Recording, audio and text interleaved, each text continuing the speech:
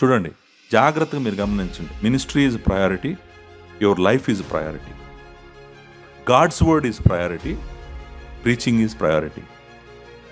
చూడండి ఎలా బిల్డ్ చేస్తున్నాడు మినిస్ట్రీని. And number 5, preparing second leadership is priority. What is priority? Preparing next generation. Preparing next generation is priority. ఇది కూడా చాలా ఫేమస్ వర్స్ ఇప్పుడు నేను చదవబోయేటువంటిది కూడా. ఇందాక 4:2 ఎంత ఫేమసో ఇప్పుడు నేను చదవబోయేది కూడా అంతే ఫేమస్ వర్స్ అనమాట. 2వ అధ్యాయం 2వ వచనం. నీవు అనేక సాక్షులు ఎదుట నా వలన వినిన సంగతులను ఇతరులకు బోధించుటకు సామర్థ్యము గల నమ్మకమైన మనుషులకు అప్పగించుము. ఈ మినిస్ట్రీ కంటిన్యూ అవ్వాలి. This is a chain, unbroken chain. Unbroken chain అంటే అర్థం ఏంటంటే, నేను నీకు ఏదైతే అప్పగించానో, నేను ఏదైతే నీకు నేర్పించానో, నువ్వు జాగ్రత్తగా నమ్మకమైన వాళ్ళని కనుక్కొని వాళ్ళకు బోధించు.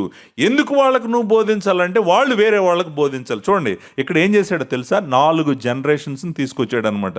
పౌలు తిమోతికి బోధించాడు. తిమోతి సామర్థ్యం కలిగిన వాళ్ళకు బోధించాలంట. ఆ సామర్థ్యం కలిగిన వాళ్ళు వేరే వాళ్ళకు బోధిస్తారంట. చూసారండి, అంటే ఆ 4 జనరేషన్స్ని ఒకే వరుసలో తీసుకొచ్చి ఏమన్నాడంటే, నో, నేను వెళ్ళిపోతున్నాను, నువ్వు కూడా వెళ్ళిపోతావు. అల్టిమేట్లీ మనం ఎవరు ఉండం ఇక్కడ. But this chain must not be broken. అంటే ఇది కంటిన్యూ అవుతానే ఉండాలి, ఎప్పటికీ కంటిన్యూ అవుతానే ఉండాలి. కాబట్టి నువ్వు సామర్థ్యము గల మనుషులను ఐడెంటిఫై చేయి.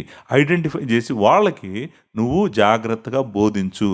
వాళ్ళు ఎలాంటి వాళ్ళు అయి ఉండాలంటే, వాళ్ళు మరలా నెక్స్ట్ జనరేషన్కి బోధించగలిగిన వాళ్ళు ఉండాలి. అంతే కదండి. వర్స్ మళ్ళీ ఒకసారి చదవను, నేను మీకు ప్రాబబ్లీ క్లారిటీ వస్తుంది.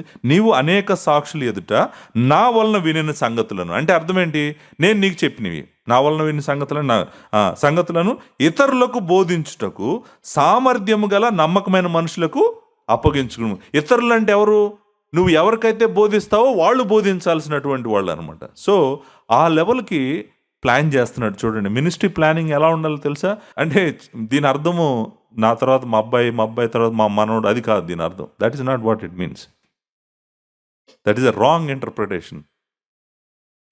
నమ్మకమైన సామర్థ్యం గల వాళ్ళు దేవుడు నీకు చూపిస్తాడు పరిచర్యలో, నీ కళ్ళ ముందు తీసుకొచ్చి పెడతాడు. నువ్వు చూడటానికి విల్లింగ్ ఉండాలి. నీ కళ్ళు ఓపెన్ చేసి ప్రార్థన చేస్తూ స్కాన్ చేస్తుంటే ఆయన చూపిస్తాడు ఎవరో సామర్థ్యం గలవారు, వారిని ఎలా సిద్ధపరచాలో దేవుడు నీకు చూపిస్తాడు. నువ్వు ఆ పని చేయాలి.